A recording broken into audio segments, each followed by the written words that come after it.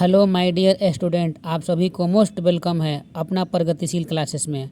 आज हम लोग देखेंगे प्राकृत संख्या किसे कहते हैं, जिसका डिटेल्स हम बोले थे कि अगला वीडियो में बताएंगे। तो इस तरह से हम थोड़ा शुरू करने से पहले आप लोगों को डिटेल्स बता देते हैं। देखिए, अगला क्वेश्चन कह रहा है प्राकृत संख्या किसे कहते हैं। प्राकृत संख्या मतलब क्या है? प्राकृत संख्याएँ, इसको नेचुरल नंबर बोला जाता है। वे संख्याएँ जो एक से प्रारंभ होती है और अनंत तक लिखी जाती है प्राकृत संख्या कहलाती है।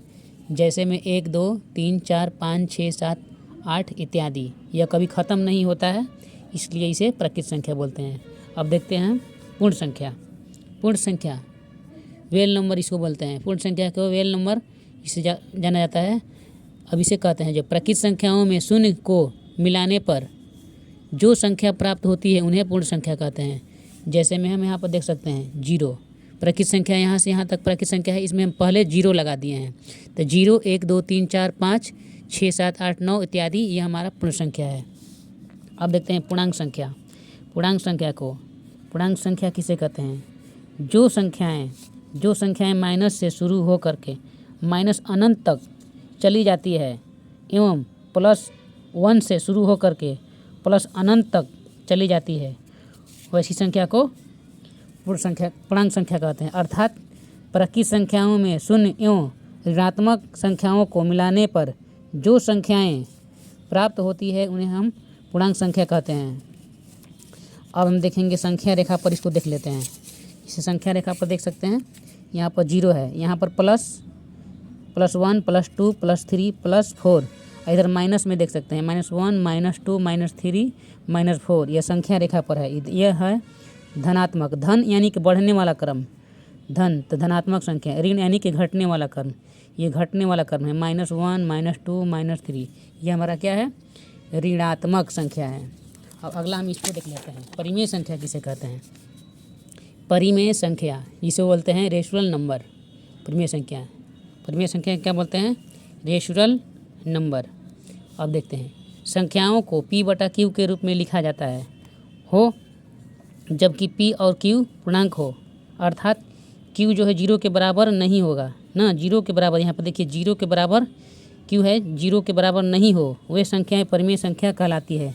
जैसे में कोई भी संख्या हम बटा में लेते हैं, 3/5, 3/1, 22/7 और 2/3 -2/5, 4/3 -3/4 इत्यादि। कोई भी संख्या की इसको काटेंगे तो 0 के बराबर नहीं आएगा, बटे में है। तो जो संख्या 0 के बराबर नहीं होगा वह हमारा क्या होगा? परिमेय संख्या कहलाता है। जो संख्या P/Q के रूप में लिखा जाता है, जो संख्या P/Q के रूप में लिखा जाता है या लिखा जा सकता है, लेकिन Q है जो कभी भी शून्य के बराबर नहीं होगा, तो इसलिए इसे क्या कहते हैं? परिमेय संख्या। ओके, अब अगला देखते हैं अपरिमेय संख्या किसे कहते हैं। अपरिमेय संख्या किसे कहते हैं? अपरिमेय संख्या किसे कहते हैं? देखिए, कोई भी वैसी संख्या जो संख्या P/Q के रूप में नहीं लिखा जा सकता है उसे हम अपरिमेय संख्या कहते हैं। जैसे में जिसे रूट हो गया, √2 हो गया, √3 हो गया, √5 हो गया, √7 हो गया, ये हमारा क्या हो जाएगा? ये मेरा अपरिमेय संख्या हो जाएगा। अब अगला हम क्वेश्चन देखते हैं इस तरह से हम अगला क्वेश्चन देखते हैं वास्तविक संख्या। वास्तविक संख्या को रियल नंबर बोलते हैं। वास्तविक संख्या क्या है? वास्तविक संख्या के बारे में अगर पूछे तो वास्तविक संख्या की भी हम देख लेते हैं। वास्तविक संख्या क्या है?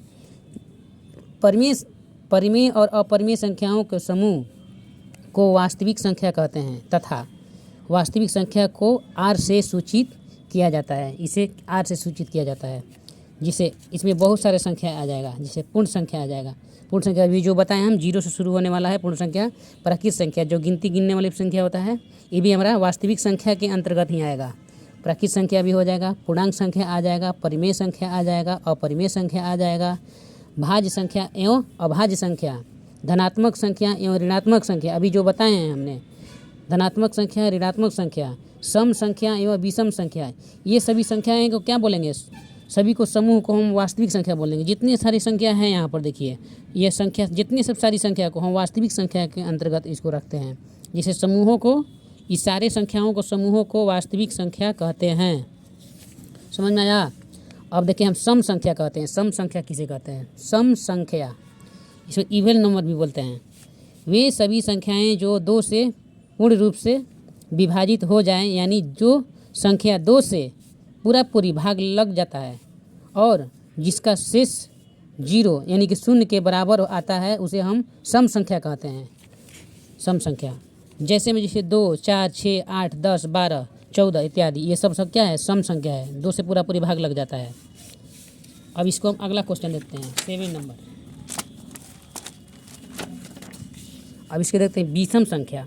विषम संख्या इसको बोलते हैं ओडेड नंबर बोलते हैं। विषम संख्या वे संख्या होती है जो 2 से समान रूप से विभाजित नहीं किया जा सकता है।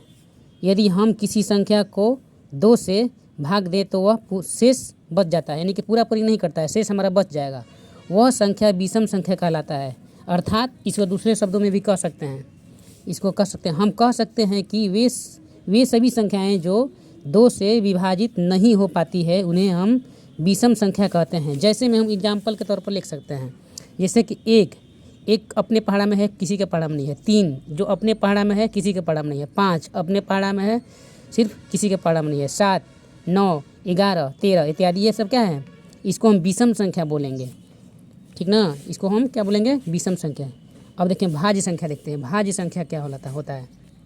भाज्य संख्या है, इसको बोलते हैं भाज्य संख्या।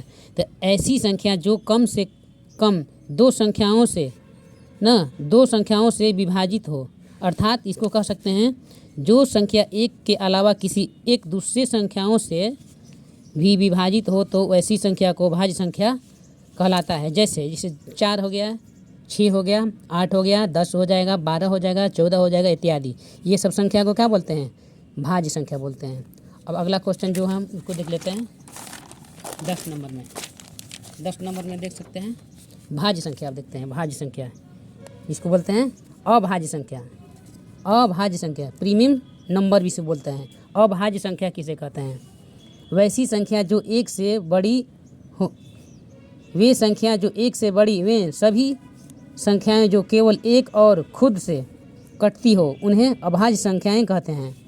जैसे 1 से कटेगा और दूसरे के पास नहीं कटेगा, जैसे में देखिए 2, 3, 5, 7, 11, 13 ये क्या है इत्यादि, वो अब 1 से कटेगा या खुद से अपने पहाड़े में कटेगा, तो उसी संख्या को क्या बोलते हैं?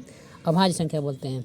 अब देखिए सह अभाज्य संख्या किसे कहते हैं? सह अभाज्य, सह का मतलब साथ होता है ना, जो साथ में, दोनों में साथ हो। सह अभाज्य संख्या है जिसे को प्रीमियम नंबर भी कहा जाता है, प्राइम नंबर भी कहा जाता है, को प्राइम नंबर।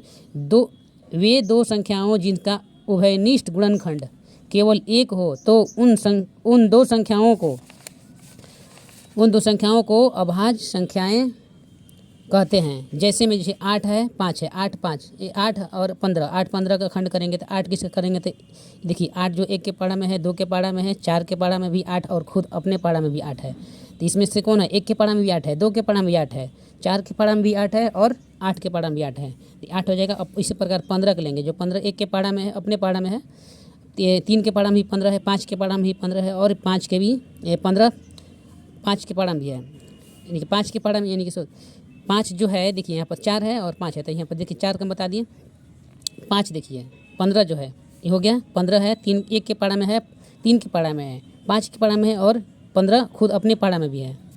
तो इस तरह से कह सकते हैं अभाज्य संख्या। अब इसको 4 लेते हैं, 4 और 5 लेते हैं, तो 4 जो है 1 के पारा में भी है, 2 के पारा में भी है, 4 अपने पारा में खुद है। 5 से लेते हैं तो 5 1 के पारा में भी है, 5 अपने पारा में है, तो दोनों में जो कॉमन हो गया, जैसे कि दोनों में देखिए क्या है, 4 के पारा में भी 1 है, 5 के पारा में भी 1 बार में है ना, तो ये दोनों में जो कॉमन हो गया, इसमें देखिए 8 1 के पारा में खुद है और 15 अपने पारा में भी खुद है एक बार में, तो दोनों में जो कॉमन है इसी को हम बोलते हैं सहअभाज्य। अब इसमें देख सकते हैं 4 और 4, 4 और 4, 4 और 4 यानी यहाँ पर 8 होगा, 4 और 8, 4 और 8 लेते हैं एग्जाम्पल के तौर पर। जैसे 4 है 1 के पारा में खुद है, 2 के पारा में भी है और 4 खुद अपने पारा में भी है। अब इसको सहअभाज्य संख्या नहीं बोलेंगे, क्योंकि देखिए इसमें क्या है कि ये भी देखिए 8 के पारा में भी 8 एक बार में है, 4 2 के पारा में भी 8 है, 4 के पारा में भी 8 है और 8 खुद के पारा में। तो इसमें दोनों में जो मिल रहा है, इसमें दोनों मिल जा रहा है, इसमें दोनों मिल जा रहा है, इसमें दोनों मिल रहा है, इसमें सब मिल जा रहा है कॉमन, तो यह नहीं हो सकता है। इसमें कह रहा है कि केवल 1 हो तो उन संख्याओं को सहअभाज्य गुणनखंड कहा जाता है। तो सिर्फ एक मिलना चाहिए, ये संख्या मिल रहा है, ये भी संख्या मिल रहा है, ये भी संख्या मिल रहा है, तो जब दोनों संख्या मिलेगा कॉमन तो यह सहअभाज्य संख्या नहीं हो सकता है। इसलिए सहअभाज्य में कह रहा है, देखिए साफ साफ कह दिया, सहअभाज्य संख्याओं वे दो संख्याओं जिनका उभयनिष्ठ गुणनखंड केवल एक हो, क्या कह रहा है, केवल एक हो, तो उन संख्याओं को समूह अभाज्य गुणनखंड कहा जाता है। इन संख्याओं को सहअभाज्य गुणनखंड कहते हैं। इसलिए एक कॉमन होना चाहिए, दो कॉमन इसमें हो रहा है, इसमें भी दो कॉमन हो रहा है, इसमें भी दो कॉमन हो रहा है, तो यह क्या हो जाएगा हमारा, नहीं हो पाएगा ना, सहअभाज्य गुणनखंड नहीं है, यह सहअभाज्य गुणनखंड है। अब अगला देख लेते हैं, वास्तविक संख्या। वास्तविक संख्या किसे कहते हैं, वास्तविक संख्या वे संख्याएं जो वास्तविक नहीं हो, उन संख्याओं को अवास्तविक संख्या या काल्पनिक संख्या कहते हैं।